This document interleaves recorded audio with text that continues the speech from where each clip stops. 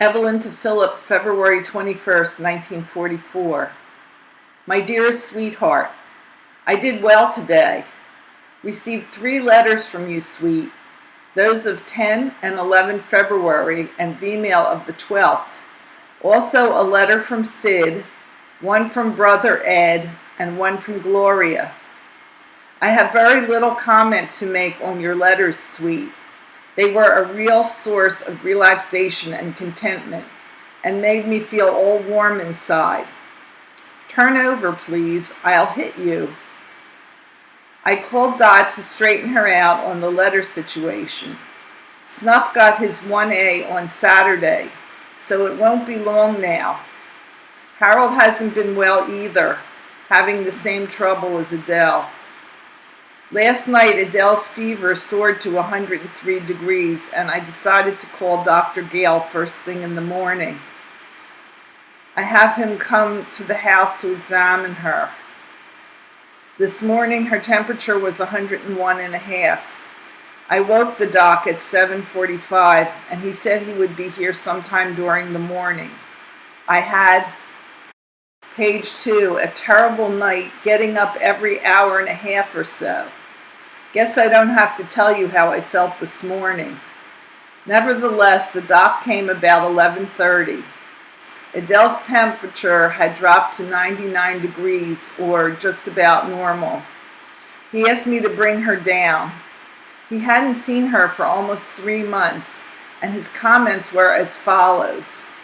My, but she's grown, and so nicely, too. She's just right now, meaning weight. He dislikes chubby babies. That is, overly chubby, as Adele once was. And she is so pretty. Your daddy just ought to see you now. He couldn't stop raving. His diagnosis? Teething, very bad, all gums swollen to almost double, and a cold. He said the fever usually accompanies such difficult teething, and that I must accustom myself to the idea. I am, but I called the doc to satisfy everyone else. He said it would be a few days before she is normal, and I'll have to string along. He only charged me $2 instead of the usual $3 per home visit. He advised me to follow my, page 3, present course of treatment. Cough syrup, it's a raspberry mixture that she likes, nose drops, aspirin, niter to rub her gums, and an enema when needed. Adele looked at him and said, as if to say, who the deuce are you? When I put Adele to sleep, her afternoon nap, I dashed to Broad Street to mail your package. I couldn't find the time to mail it and made up my mind to do it today without fail. I'm almost out of airmail envelopes, and when I asked for them while at the post office, I was told that they are not printed anymore and could only be obtained from those post offices that now have them on hand. From there, I proceeded to the bank, whereupon I bought a $100 bond with the $75. In a letter to the folks received today, Ed said that he would be unable to see you. You probably have heard from him yourself, and I doubt very much if he will continue to be stationed in England. His APO is 230, is a new one. Page 4 to me. I never heard of an APO beginning with a 2 heretofore. Sid told of a terrific snowstorm they had had in Italy and said he still doesn't know how their tents survived it. I had asked him about a furlough to the States, as he has served over 18 months overseas, and he has no hopes whatsoever. He told me not to believe what I see in the newspapers, unless it is an act of Congress, and then to be doubtful. Gloria wrote that Jack has some $40-odd to send her, and is experiencing difficulty in sending it. He suggested to her that she withdraw some of their savings and buy herself a diamond ring. He sure is practical. I know Gloria is saving her allotment, $50 per month, and all that. She can manage from her $30 clear per week. Jack has promised to send her money too. She told me that the least they save is $100 per month, which, page 5, isn't bad at all. I doubt, though, whether they have more than about $1,200, and since they have to open house and want to have a child immediately, that won't go very far. I think Jack is still very young and dreamy, as even Glow said she thought it highly impractical at this time, not to mention the sky-high prices on diamonds. Don't ask me why I write all this. You know why.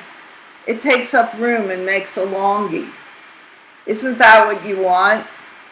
Incidentally, I'm glad you like the new stationery. What do you mean ration you to one sheet a day?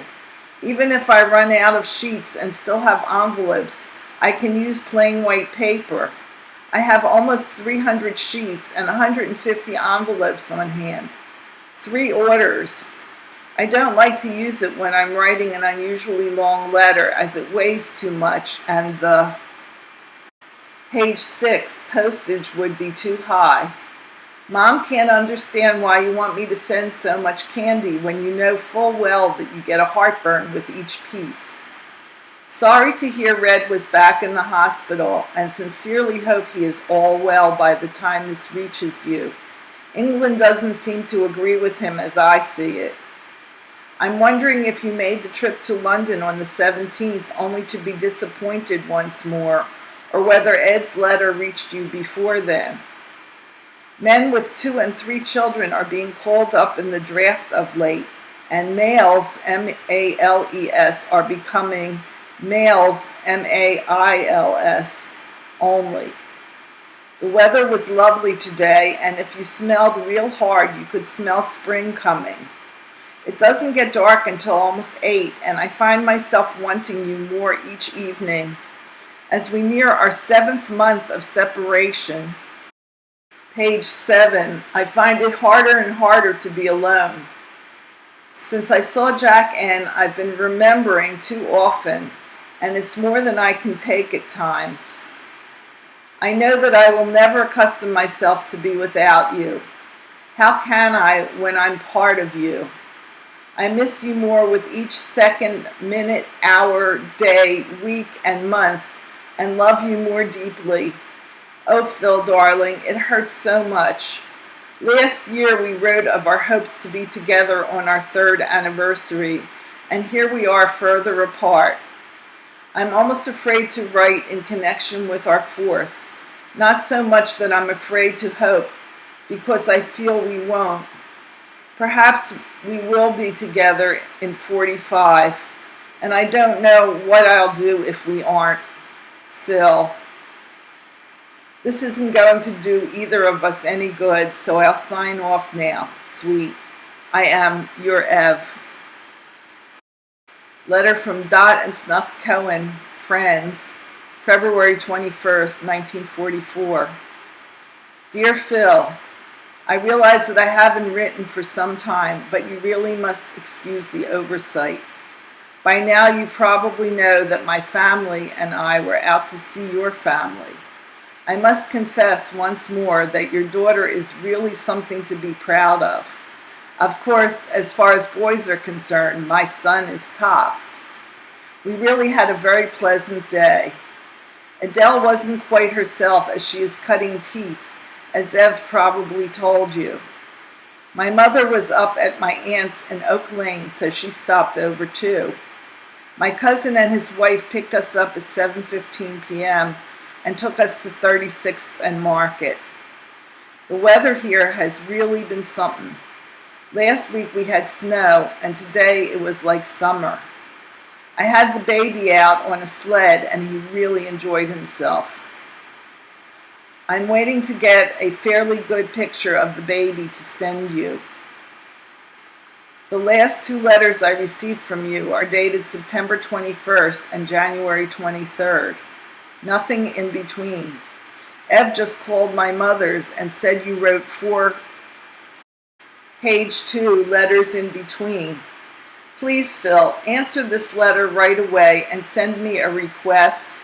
I have about 14 boxes of gum and some candy to send you. Please let me know if there is anything else you need.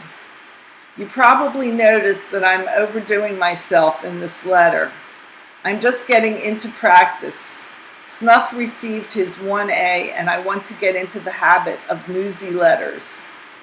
The paper continuously has articles to write V-mail to the boys overseas, and that is why you get them from me. Of course, if I have too much news for a V-mail, then I write regular mail. I must confess that neither Snuff or I was the least bit upset over his 1A rating. We have been reconciled to this fact for so long that, page 3, it was no shock. It will probably be a bigger shock to me after he leaves, as the thought of being alone cannot be realized until it is an actual fact. I wish you could see Harold. He really is precious. He has platinum blonde hair and blue eyes. Right now, he has 7 front teeth and 2 molars. He walks alone since he is 10 months old and has quite a vocabulary for one so young. He really is an alert youngster and picks up things very quickly. My thoughts of you are always such pleasant ones, and I keep looking forward to the day when we have won this war and we will all be living normal lives once more. Age 4. There really isn't much more I can tell you, as I lead a very uneventful life. Marcy is down in North Carolina with Bernie. She's going to remain with him as long as she can. Please answer soon and send me the request. As ever, Dot and Snuff.